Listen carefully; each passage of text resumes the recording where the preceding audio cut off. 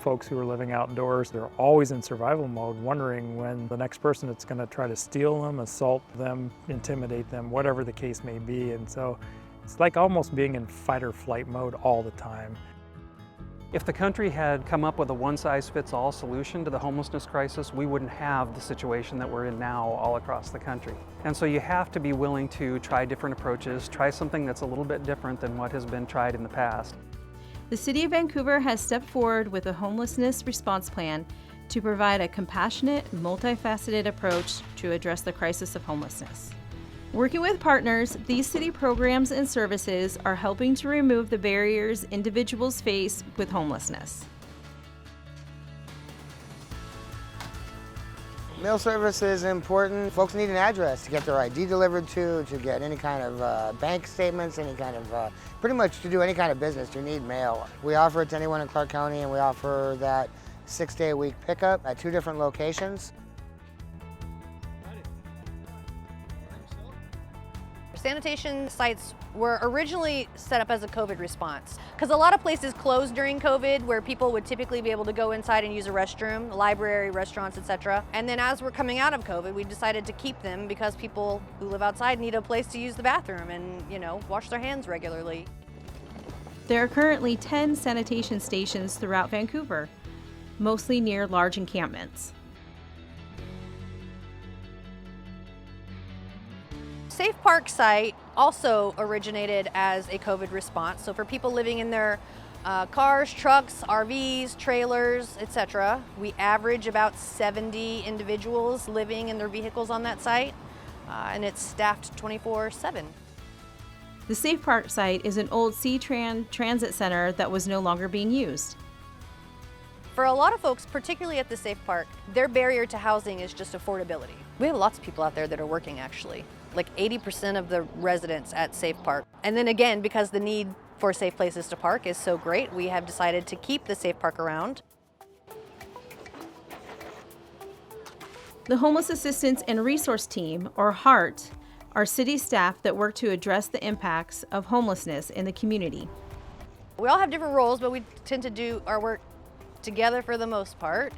In general, we are like the city's own outreach team, so it's kind of twofold. We provide outreach and engagement and connection services for folks who are living outdoors. We assess encampments for cleanup and hygiene needs. A point of contact for the community when they have questions regarding unsheltered homelessness. Having a relationship that's positive that's been built with the police because they see the police as somebody who can help. They're not just there to arrest them, has helped immensely with the relationship with folks outside. I engage with all the people in the encampment. I ask them if they're receiving services, who they're working with. If they're not, I'm kind of like the liaison, and I hook them up with services or outreach workers or Council of the Homeless. I also talk about the garbage that people see is the issue. Usually the first couple times I will work with them on cleaning up their encampment, and I'll have Talking Trash come in and pick up the garbage, or they'll come in and help as well.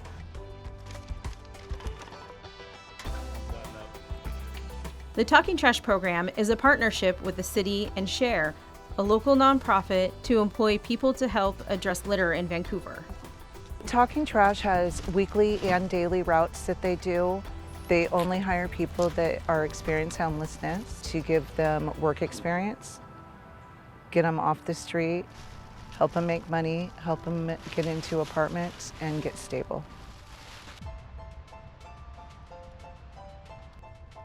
If an encampment has been assessed as a public health issue, the HART team will give notice to vacate, then bring in a crew to clean up and sanitize.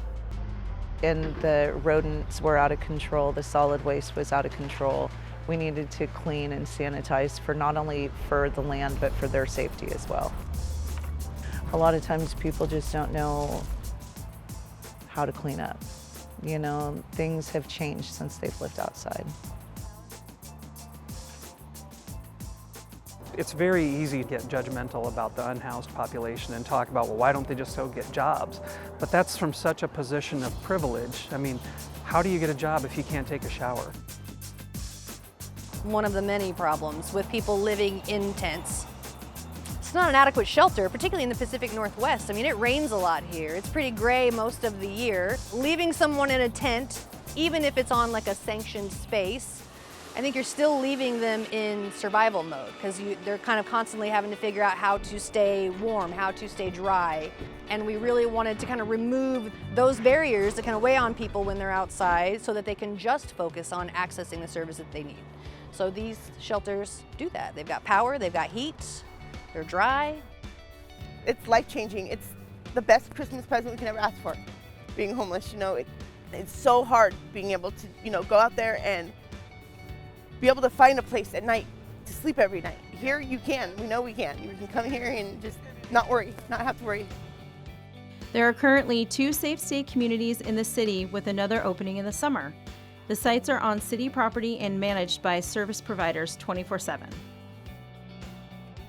Well, what happens here first and foremost is folks come in and we work on stabilization, getting basic needs met, and then signing up for any and all of social services that they would like to. Do folks have ID? And then we work on all those other barriers that folks haven't been working on or may need to work on to get them to their next steps. Residents of safe stay communities have gotten jobs and transitioned to permanent housing. This one has actually exceeded what I expected from day one, and simply in how quickly people have been able to really start moving towards reestablishing themselves. They've been able to enter treatment, to connect with support services, to workforce services. In order to keep this space truly kind of a safe space for everyone living here, we added a 1,000-foot no camping buffer around each of these sites, which is enforced by the HEART team. And I think that kind of allows people to just be in here and breathe and focus on themselves without having camps, you know, kind of surrounding the space. And it's also, I think, you know, goodwill towards the neighbors, right? I think a big fear for any homeless service that is sited somewhere is that it's going to draw tents into a neighborhood and they're all going to stay. Longer term, as the city has grown, we know that there's a need for more permanent shelter space. We expect these to last anywhere from 3 to 5 years from the point at which they're set up, but that gives us the time that we need to work with the nonprofit sector, partners like the Vancouver Housing Authority, to create more permanent and more stable solutions for long-term housing. For more information about Vancouver's homelessness response plan, visit the city's website at cityofvancouver.us/homelessness and on beheardvancouver.org.